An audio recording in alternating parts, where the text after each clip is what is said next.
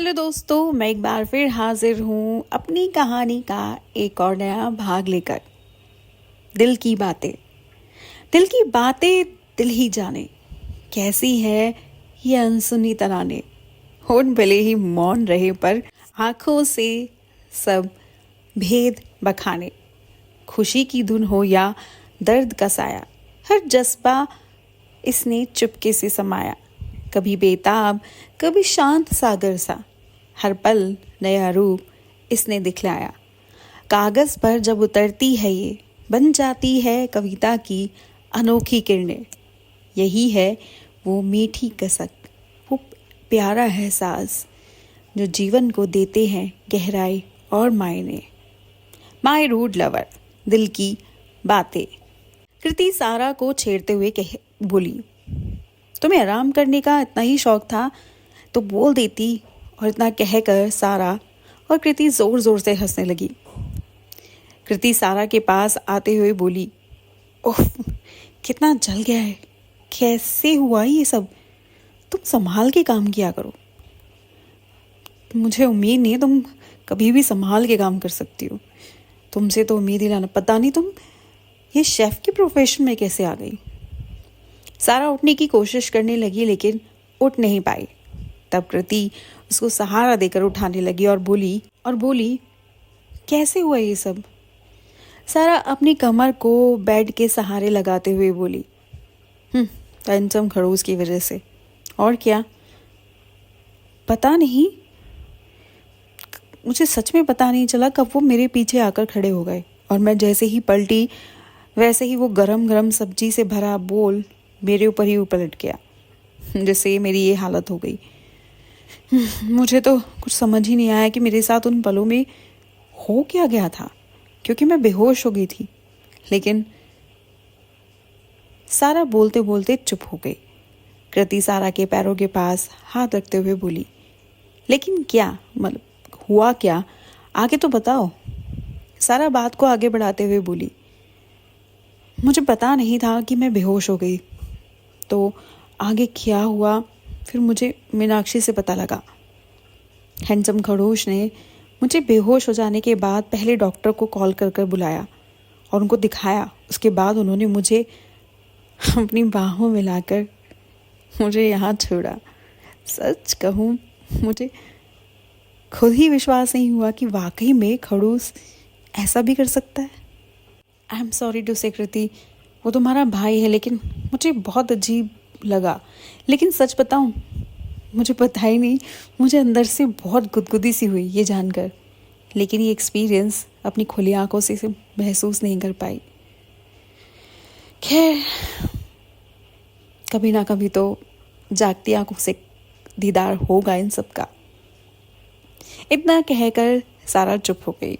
कृति जोर जोर से हंसने लगी और बोली, अरे यार, सच में तुम इस बात को सीरियसली ले गई।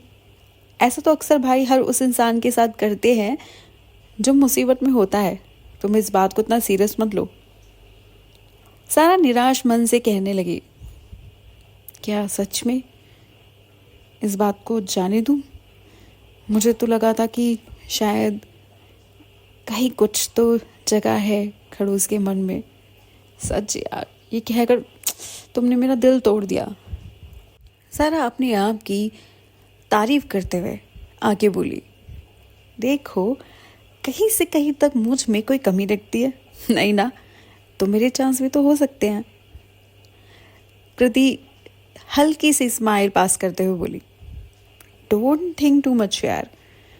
अब कृति बेड से उठकर रूम में वॉक करना शुरू कर देती है और घूमते घूमते वो अचानक से ऐसी बात कह देती है जिसे सुनने के बाद सारा अपने बेड से उठकर खड़ी हो जाए और चौंक कर कहती है, क्या क्या वाकई? कृति वापस पीछे मुड़कर देखती है और सारा को वापस से बेड पर बैठाते हुए बोली, बिल्कुल, अगर तुम्हें थोड़ा सा भी डाउट है कि वाकई में भाई तुम्हें पसंद करते हैं तो शायद मैं हेल्प कर सकती हूँ तुम्हारी इस गलतफहमी को दूर करने में, पता लगाने में, अगर तुम चाहो। बोलो क्या कहती हो? अब सारा की खुशी का मानो ठिकाना ही नहीं था। सारा खुश हो गई जैसे मानो उसे आधी जंग तो जीत ली। बिना लड़े। लेकिन अचानक से अपनी खुशी को बीच में ही विराम लगाते हुए बोली, तुम मेरे लिए इतना सब करोगी, तुम बहुत अच्छी हो, लेकिन कहीं इसमें तुम्हारा कुछ मतलब तो नहीं? क्योंकि मालिक की ना तो दोस्ती बुरी ना दुश्मनी। कृति हंसते हुए कहने लगी, हाँ मैं बहुत अच्छी हूँ, लेकिन अब सुनो, तुम्हें बदले में मेरा भी एक काम करना होगा।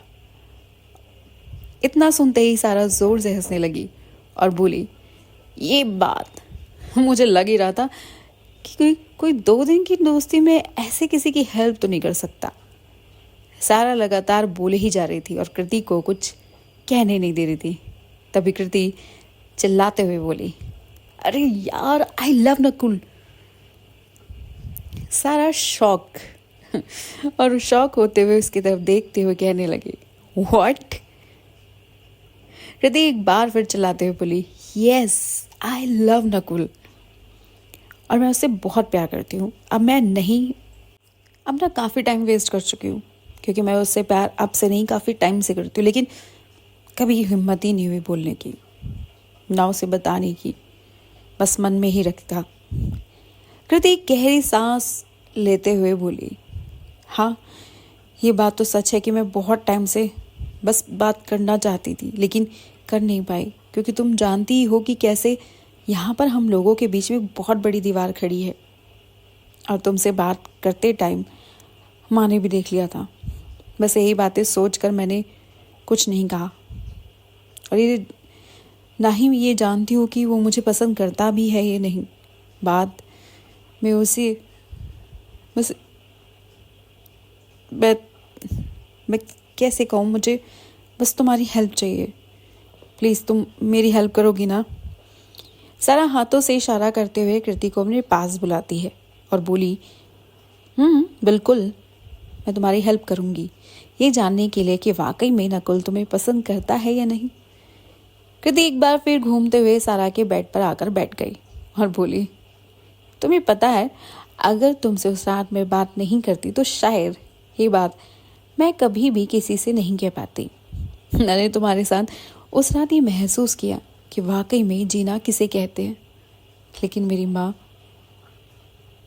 इतना कहकर कृति चुप हो गई और फिर वो आगे कुछ बोल ही नहीं पाई।